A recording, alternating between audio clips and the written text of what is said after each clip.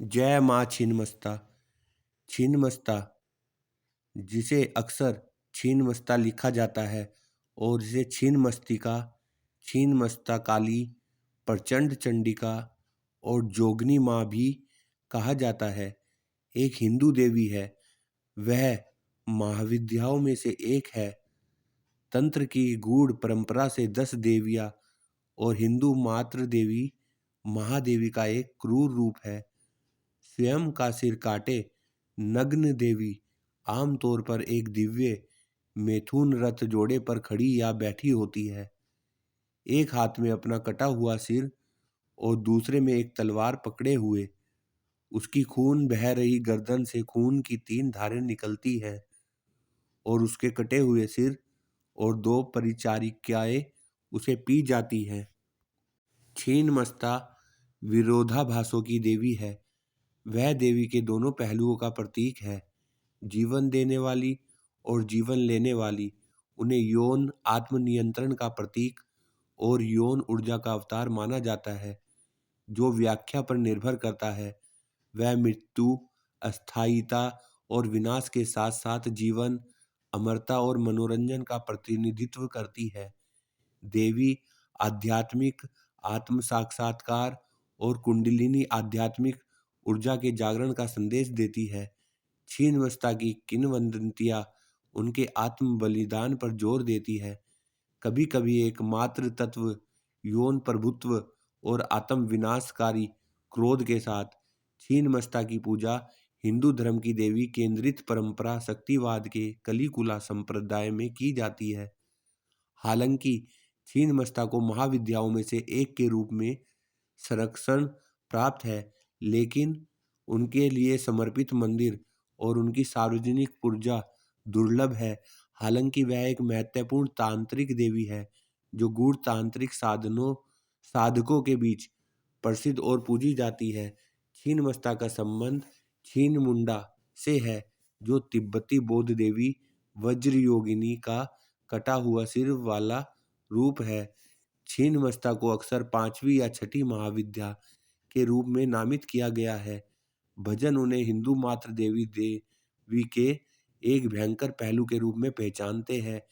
किंसले का कहना है कि 3 महाविद्याएं, काली, तारा और छिन्नमस्ता, महाविद्या चित्रण और सूचियों में प्रमुख है, लेकिन समूह के बाद छिन्नमस्ता का स्वतंत्र अस्तित्व नहीं है।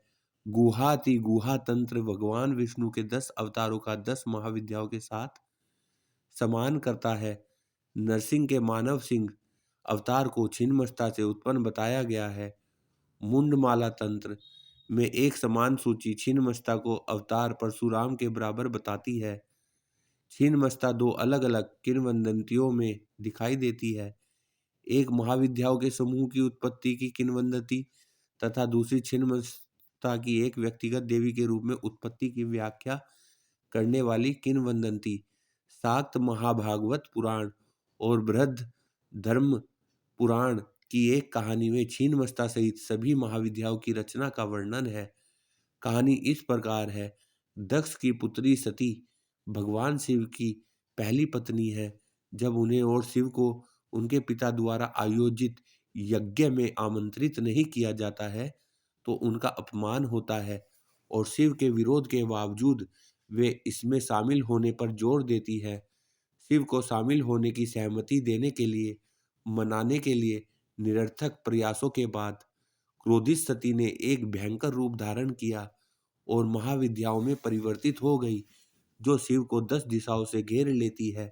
शाक्त महाभागवत पुराण के अनुसार छिन्नमस्ता शिव की दाईं ओर खड़ी है, जिसकी व्याख्या पूर्व और पश्चिम के रूप में की जाती है। बृहद धर्म पुराण में उन्हें पश्चिम में शिव के पीछे प्रकट होने के रूप में वर्णित किया गया है। इस तरह की किंवदंतियों में महाविद्याएं अन्य देवियों के क्रोध से उत्पन्न होती है, विशेष रूप से पार्वती और काली। एक किंवदंती में शिव और पार्वती पार्वती के पिता के घर में रह रहे हैं। शिव छोड़ना चाहते हैं, लेकिन पार्वती 10 भयंकर महाविद्याएं उत्पन्न करती है, जो 10 दिशाओं से प्रकट होती है और उन्हें जाने से रोकती है। एक अन्य किंवदंती में शिव काली के साथ रह रहे हैं, जिन्हें इस संदर्भ में शिव की पत्नी के रूप में पहचाना जाता है, लेकिन वे उससे थक जाते हैं और छोड़ना चाहते हैं।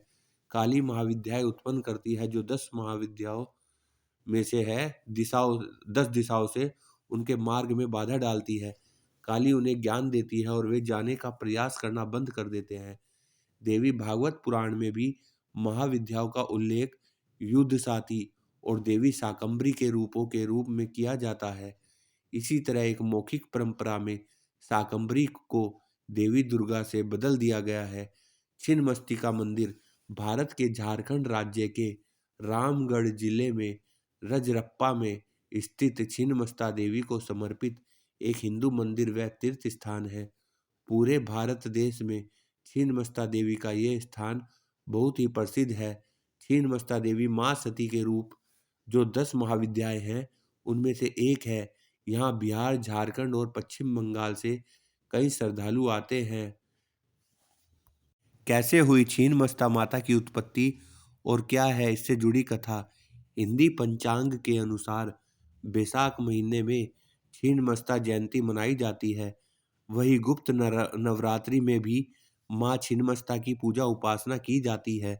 सनातन शास्त्र में माँ को सर्व सिद्धि पूर्ण करने वाली अधिष्ठात्री कहा जाता है। माँ की श्रद्धा पूर्वक पूजा करने से साधक की सभी मनोकामनाएं पूर्ण हो जाती है।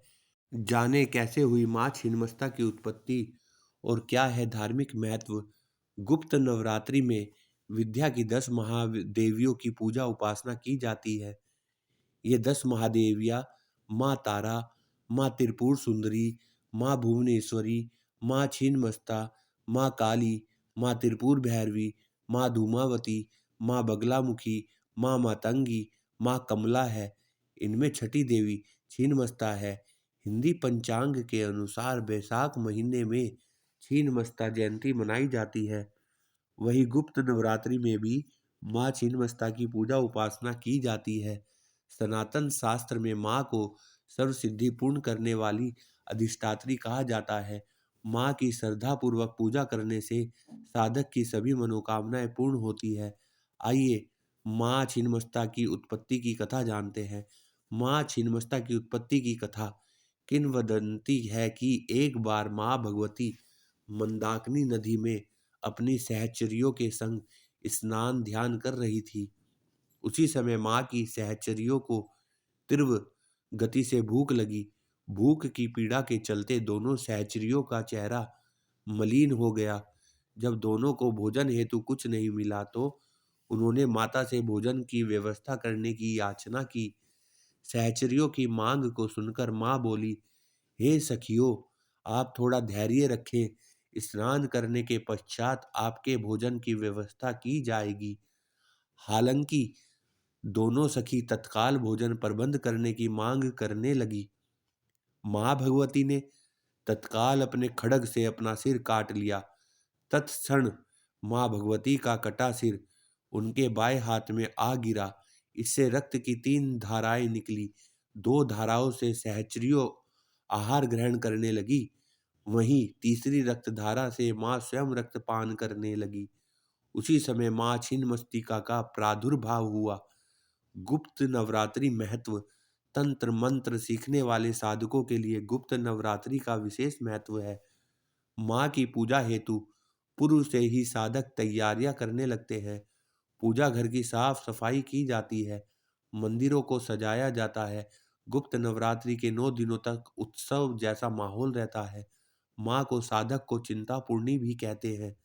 इसका भावार्थ यह है कि माँ चिंताओं को हर लेती है। ऐसी मान्यता है कि माता के दरबार में सच्ची श्रद्धा और भक्ति से जाने वाले भक्तों की मनोकामनाएं अवश्य पूर्ण होती है। जय माँ छिन्नमस्तिका।